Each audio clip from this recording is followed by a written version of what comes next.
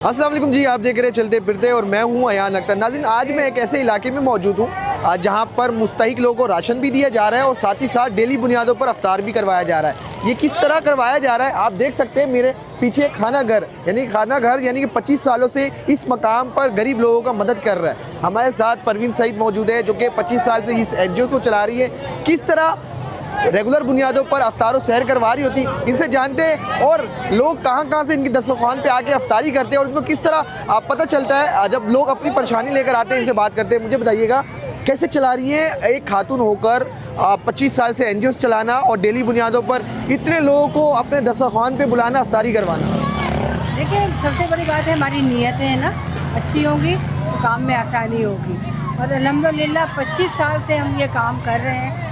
रमज़ानों में हम लोग जो है अफ्तारी का तमाम चीज़ों का, राशन का, इसके कपड़ों का इंतजाम करते हैं। तमाम लोग मिलकर, मैं कहती हूँ कि एक दो लोग भी जुड़ेंगे तो इस 25 सालों में इतने लोग आ गए कि अल्लाह ताला हमारे खाना घर स्टार्ट कब से हुआ और क्या सोच के हुआ था? बस एक माँ ने अपने बच्चों को मार दिया था जी। तो उसकी वजह से मैंने सोचा मेरे हस्बैंड ने कि हमें अपना किरदार अदा करने का वक्त आ गया है। जो अल्लाह ने हमें दिया था वो फिर हमने लोगों को देना शुरू किया। फिर ईद से ईद मिलती रही। खाना घर में डेली बुनियादों पर कितने लोगों को सहरी करवाती है, कितने लोगों को अफ्तार करवाती है? अफ्तारी का इंतज़ाम करते हैं हम और तकरीबन देख लें अंदाज़ा जैसे लेकर घर तक और ये सिलसिला जारी रहेगा। कितने डेग बनाती हैं इन मेहमानों के लिए? हमारा जो मेहमानों की डेग है वो 15 बनाते हैं, लेकिन वो भी कम। अच्छा, तो कितने लोग होते होंगे आपके दस्तरखान पे? तकरीबन 700-800 हज़ार के करीब तो आ ही जाते हैं इफ्तार में। खाना घर चला रही हैं माशाल्लाह। एक नाम यानी कि यूनिक नेम है खाना घर। खाना तो लोग खाते हैं, खाना घर का मकाम यानी कि किस तरह नाम रखा आपने, क्या चूज करा आपने? जब हमने खाना घर खोला था तो कोई नाम नहीं रखा था, लेकिन मैं सोच रही थी कि इसका क्या नाम होना चाहिए। तो अपने घर में ही सोच रही थी तो मैंने कहा कि ऐसा खाना बनाएं जो घर के खाने से मुतशाबिह हो। तो फिर वो ख्याल आया कि नहीं, खाना घर रखना चाहिए ताकि ये हमारे घरों का खाना हो। ये कहीं आसपास ये लंगर और ये इस तरह का नहीं है। जो घरों में खाना बनता है उसी अंदाज में बनेगा और इसी तरह लोगों को खिलाएगा। किस तरह मैनेज करती हैं एक खातून होने के बाद इतने लोगों को मैनेज करना? मैं समझता हूँ बहुत बड़ी बात है। यहाँ पर किस तरह मैनेज करती हैं इतने लोगों को आप? आए तो सामने मैनेज मैं हमेशा कहती हूँ यार कि अल्लाह मैनेज कराता है और अल्लाह ही रास्ते बनाता है। तो बस हम तो खड़े होते हैं और अल्लाह से दुआ करते हैं। ये साफ होगी मंजिल आसान है। जी बिल्कुल। और हम तो अल्लाह ही से लो लगाते हैं। हमने कभी किसी बड़े आदमी के पास नहीं गए, कभी गवर्नर के पास नहीं गए, कभी किसी के पास नहीं गए। हमने जो मांगा अपने रब से मांगा। फ़ौज ने जो है मुझे फ़ख्र पाकिस्तान का अवार्ड दिया था ISPR ने, और उसके अगले साल जो है सदर पाकिस्तान ने मुझे प्राइड ऑफ परफॉर्मेंस दिया था।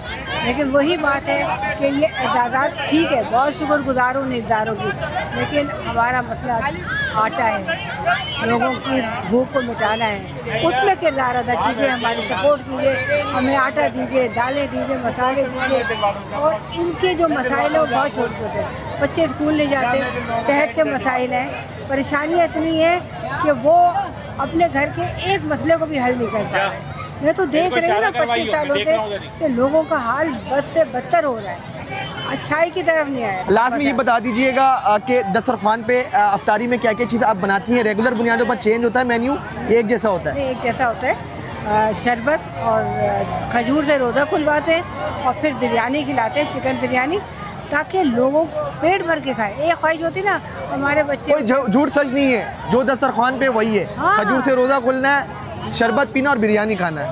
बस ये तो नहीं कहना है कि मटन भी खिला रहे हैं, चरगा भी खिला रहे हैं, ये तो नहीं है कोई। जिस दिन चिकन नहीं होता उस दिन चने का। लास्ट में क्या पैगाम देना चाहेंगी? खाना घर को किस तरह लोग सपोर्ट करें? क्या नंबर है, कॉन्टेक्ट नंबर, डिटेल बता दीजिए। मैं तो चाहती हूँ कि लोग आगे बढ़ें, भूख को मिटाएं, हमारा साथ दें।